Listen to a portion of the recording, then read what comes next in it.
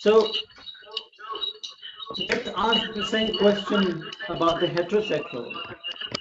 Will Allah judge the heterosexual for being heterosexual? I don't think so, right? But we don't think like that. We don't ask questions like that because they sitting with the privilege. Society is sitting with the privilege of having made that normal and homosexuality abnormal. And as I said in the beginning, that our sexual orientation and our gender identity is part of our fitrah. Allah has created that, right? If you ask any queer Muslim, how did they land up becoming gay? Most of them will say that it was just a feeling that they had, and they always felt like that, right? And it's not something that they're able to change, otherwise it will create huge trauma for them. So Allah will not lay on us a burden greater than what we can bear. So that is not what Allah is going to judge us on. But what we do with that sexual orientation and gender identity, what the heterosexual does with its own sexuality, that is what Allah is going to question, right? So you can choose to go sleep around with many partners, right? Um, that could be something that's affecting your soul. That is something that Allah might question you about. Or you can choose to say that, oh, my community is not accepting me, and so I'm just going to, if they say I'm going to go to hell, then I might as well enjoy myself. That is irresponsible uh, reaction towards our sexual orientation and gender identity. So those are the kind of things that Allah will question, not your sexual orientation, which Allah has created. Does that make sense?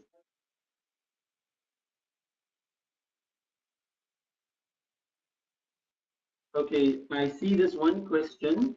I apologize if I am wrong, but isn't there a part in the Quran that states that there is nothing wrong with being homosexual, but more of acting upon them? That is a sin.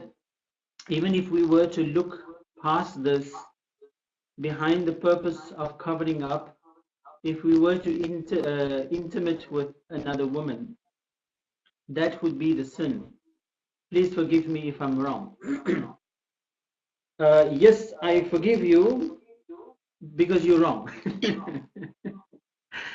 The Quran doesn't mention about homosexuality. The word homosexuality was only coined in the 18th century, and the Quran is the 7th century masterpiece. So the Quran doesn't talk about homosexuality in terms of in the way we have come to identify around our sexual orientations in general. The Quran does mention, though, in Surah An-Nisa, that Allah recognizes the غَيْرَ أُولِي الْإِرْبَ مِنَ الرِّجَالِ, a category of men, for example, amongst the men who have no attraction towards females. So there is an acknowledgement of difference that Allah has created. Right? And apparently women don't have to wear hijab in front of them because they are not a threat for women. And then the Quran also mentions about Sodom and Gomorrah that there is a list of atrocities that Sodom and Gomorrah has committed. And only one of those atrocities involves the abuse of sex or using sex for power, where men were also becoming the victims of that, the victims of molestation. But that's not homosexuality. That's rape. That's molestation, right? So again, even in the context of Sodom and Gomorrah, the Quran doesn't talk about homosexuality or sexuality. And so what is it that the Quran is against? Is the Quran against anal sex? Not at all. It's not mentioned. Anal sex is not mentioned in the Quran. The Quran is against rape. The Quran is against molestation. The Quran is against approaching somebody non-consensually for sex. The Quran is against forced sex, where you deny somebody the right to choose or to be with who they want to be. That's what the story of Sodom and Gomorrah is about. So if people tell you that the Quran is against homosexuality, they would have to produce the proof. And if people say to you that the story of Sodom and Gomorrah is about Allah's condemnation for anal sex, they will have to bring the proof of that. Which verse in the Quran talks about? I hope that makes it clear. Okay, you mentioned about helping families to grow and embracing our authentic selves. However, my girlfriend has come out to her parents numerous times, and she has attempted to help them understand, but to no avail. And seeing how much she doesn't want to disappoint her mother can be very heartbreaking. She couldn't make it today, but would you have any advice on that, especially when it comes to families? Right, so I've mentioned that it is a challenge. It is a huge challenge. And Allah must be loving us as queer people so much that Allah has chosen us for this planet, right? So I'm acknowledging that it's not easy. And sometimes when we have these conversations with our families, we stand to be rejected. We even in certain situations open ourselves up to honor killings and all of that, right? So I don't have a one-line answer for how to engage with families, because each individual situation will be different, right?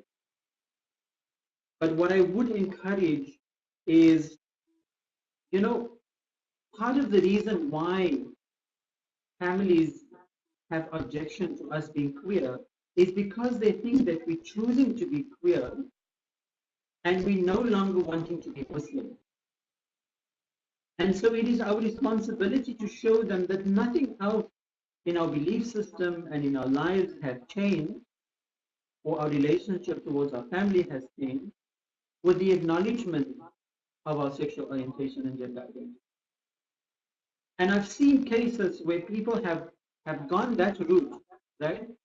By inviting families into their lives, bringing their queer friends home, normalizing the situation for the families, and the families have come around eventually to accept them, right? And so this is what I'm saying is that it is our responsibility to educate our families, right? No matter how difficult it is. And even if they block those conversations, is to try and reopen them at a later stage and so on. But when the family is vehement in how they're approaching you and they want to ostracize you and so on, that is when you have to do the hijrah, right? And the hijrah is not just a a um, a journey that the Nabi Sallallahu Alaihi Wasallam undertook. There is a lot of importance in this concept of hijrah. And sometimes you have to move away from the situation, go away and reassess the situation, and come back at a later stage to our family. But never to cut ourselves off from our origins, from our relationships with our family. So that's all I can say on the issue of family.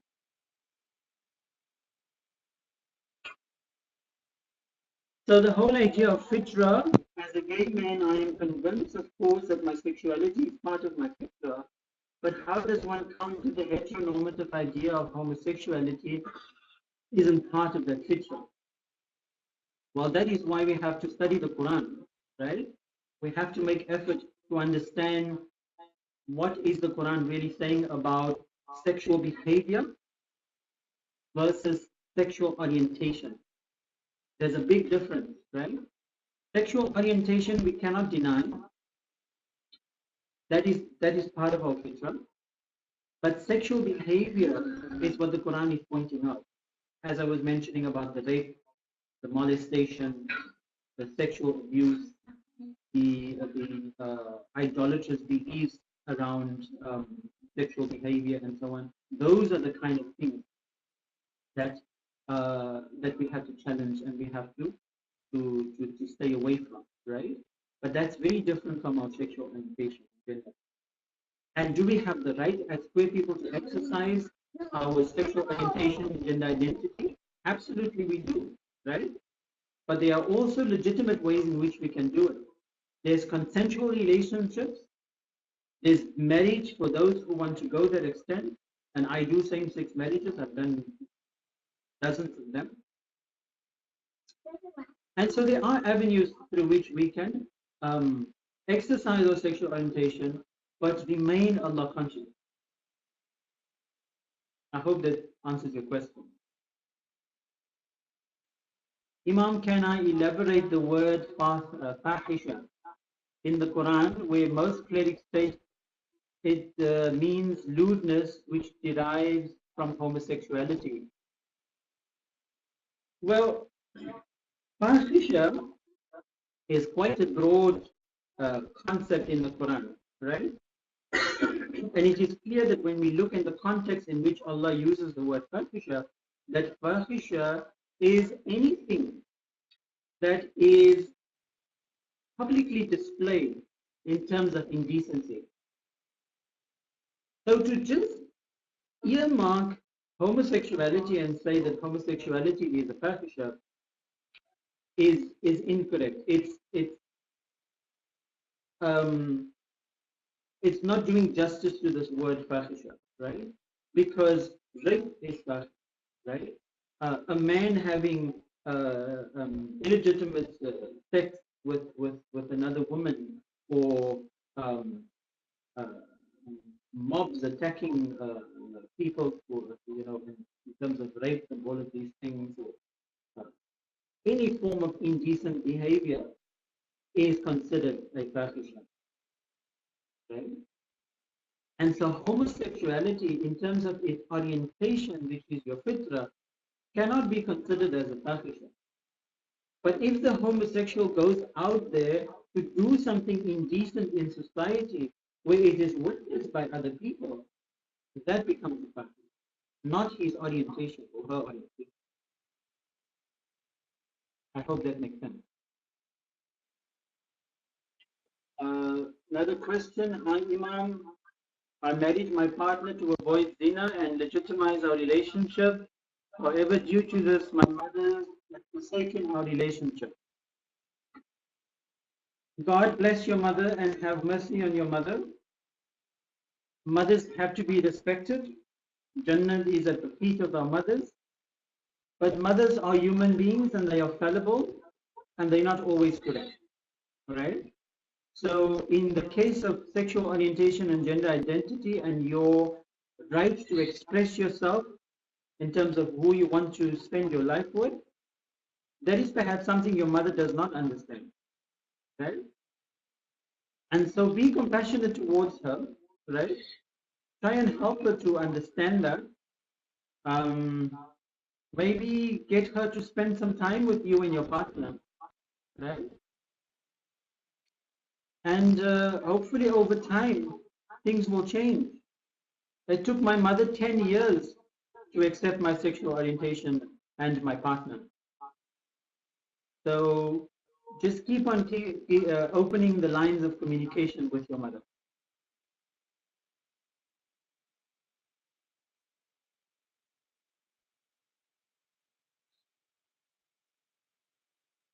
In the eyes of Allah, would I be considered sinful since heaven is under my mother's feet? Absolutely not. I think I've answered that question. Right? You still have to respect your mother for all the other things that comes with being a mother. But it is our responsibility to also educate our family.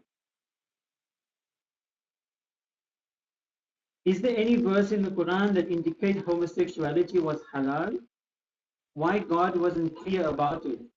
Why God stressed on the story of Lot people in the Quran? Right. So as I mentioned, the story of Lot has nothing to do with homosexual orientation. It has something to do with homosexual behavior. right? And so the reason why Allah doesn't talk about homosexual orientation in the Quran is because it was a non-issue in the time of the Nabi Sallallahu Alaihi Wasallam when the Quran was revealed, right? People had sex with one another in the same sex. And the Nabi Sallallahu Alaihi Wasallam knew about that uh, and amongst them Khannathun. They were Mukhannathun, like Hind, for example, who said that during the day I fight in the battles with the Prophet, but at night I am a woman, right? And these kind of actions happened on a daily basis, right? It was part of human sexual behavior that was understood by the Nabi. But he never had to mention or to address that, because we must remember that the Quran was revealed on an issue basis, right? And so whenever there was a social issue that was needing to be addressed, a verse would be revealed for them. So there was never a social issue around sexual orientation in the time of the Prophet that a specific Quran had to be revealed about, right? So yes, sometimes we say, because we want to make our job easier, why didn't Allah just mention about us in the Quran? It would have solved the problem. Then what's the use of the challenge, right? That's the challenge. It is for us to go and figure it out, right? Okay.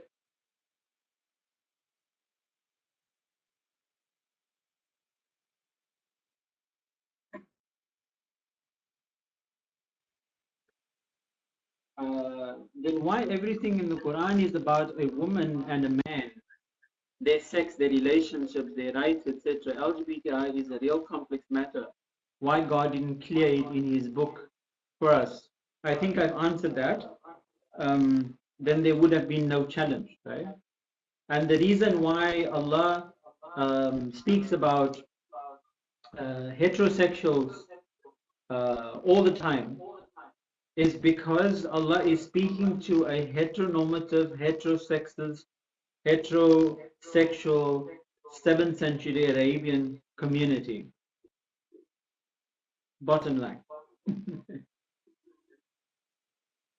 Okay. As I said, if homosexuality had been an issue at that time, the Quran would have addressed it. It became an issue in the later centuries when people started to think of homosexuality as related to Sodom and Gomorrah, um, and you know the influence of British colonialism, who came with the sodomy laws, uh, that influenced Muslim thought. But in terms of the Quran is not homophobic.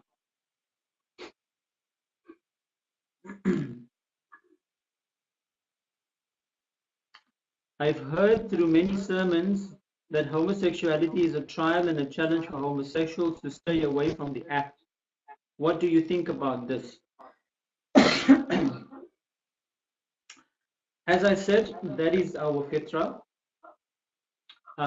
Sex is part of Maslow's hierarchy of needs. Even the Nabi Sallallahu Alaihi Wasallam was the most sex positive prophet I've ever known. And so sex we have to have, right? And for you to have sex outside of your sexual orientation is the sin, right? And so there must be concessions made for people who are attracted to the same sex. And there are those concessions. There is, if you look at the institution of marriage, Islam is perhaps the most liberal when it comes to the different kinds of marriage contracts that we can have. And if we look at the basis of those relationships, those marriage relationships, the basis is consensuality, right? And so if we have consensual relationships with one another, Allah is not interested in where you put your private parts. As long as there was agreement between people, there was no juhala, there was no ignorance, there was consent. This was done between consenting adults. There is no harm in that. Okay. It is when we go wara'a dhalik, as the Quran says, if we desire other things than that, that is where the sin comes in. And as I said in the beginning of my talk, that the trial and the challenge is not about denying our sexual orientation and gender identity. The trial is, are we actually going to follow the negative messages of society about who we are? That's the trial. The masses are not always right. There's a gay cleric in my country that chose to marry a woman and now has been spreading that homosexuality is inevitable but should not be acted upon. Expressing it is forbidden, but just being gay is not a sin. He arrived at such conclusions after an accident that caused his boyfriend to die years ago. I'm afraid he has made it more difficult for people in my country to accept homosexuality. Do you have any opinions about this cleric? And I am from Indonesia. Well, I don't know who this cleric is, but I have heard many stories of people who, because of their inability to reconcile their sexual orientation and gender identity with who they are and with their Islam, that have come up with things like this. And sometimes you come up with these kind of things as a sort of a justification for what you have done, right? So now I have married a woman, and so I am saved, and therefore all of you need to be saved, right? We do these kind of negative suggestions that I've mentioned in my presentation. And so there are so many cases of people who have come to me in my counseling room who have tried that and who have gone out and professed that they are now cured from their homosexuality. But 5, 6 years down the line, they're in the counseling room because they depressed, just like me. Have been married for 6 years, try to live a straight life, pretending that, I'm now saved, and then it comes to bite you in the backside. So it's not very admirable what this Imam has done, because he's causing more harm than anything else.